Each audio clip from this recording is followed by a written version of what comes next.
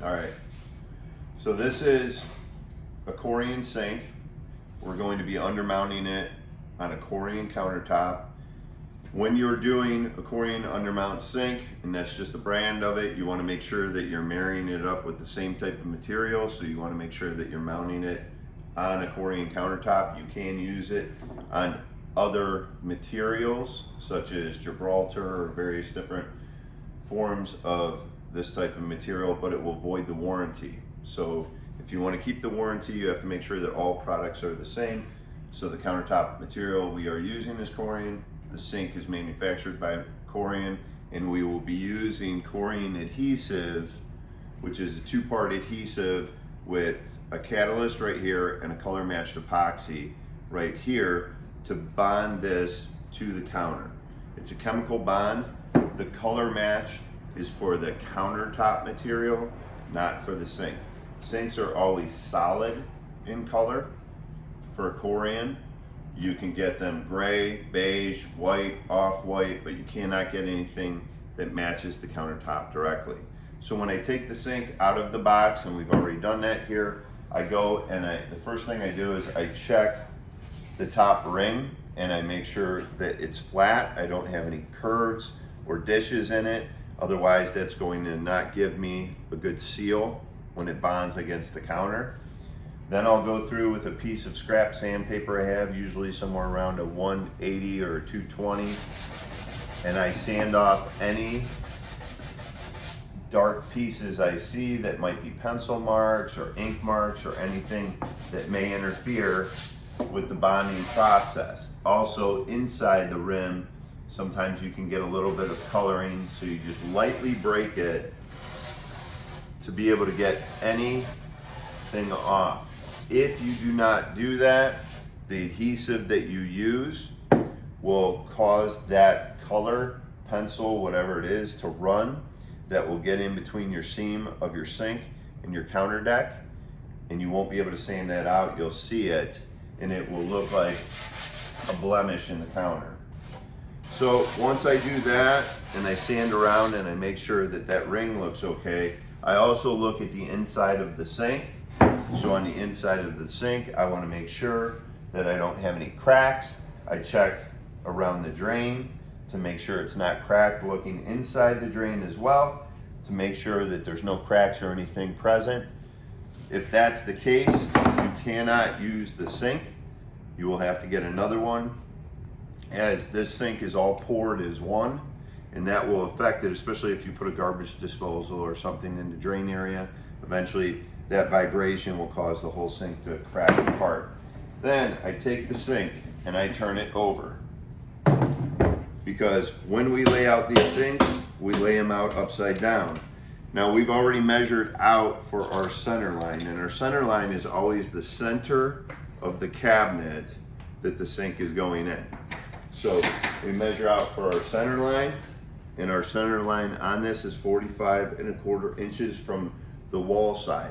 When you take a center line measurement, you always want to come from the wall side.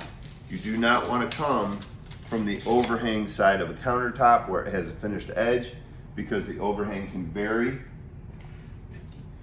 In this, again, we're laying everything out upside down.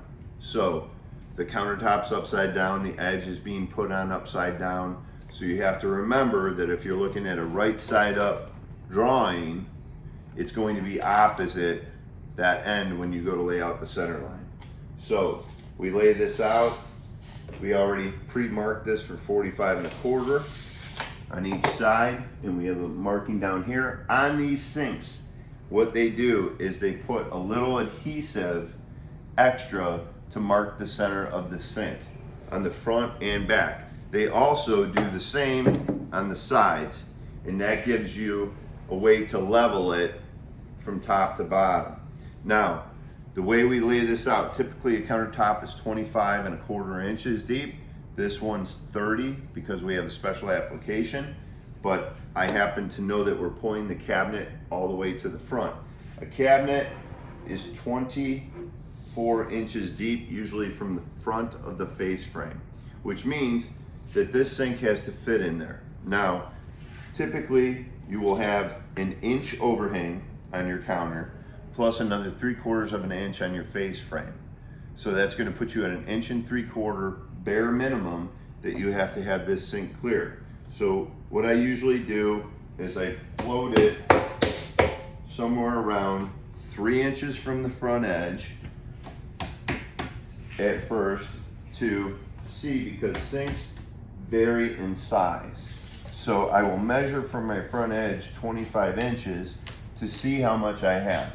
So this back here, and I'll make a quick mark of it, roughly there, is the actual backside of my cabinet. Because I want to make sure that in this section going from the back of the sink all the way back to the cabinet, I have enough room to mount my faucet when this is being installed. So once I lay that out and I see that I have enough room up front here to be able to clear, then I'm going to double check my sink centerline measurement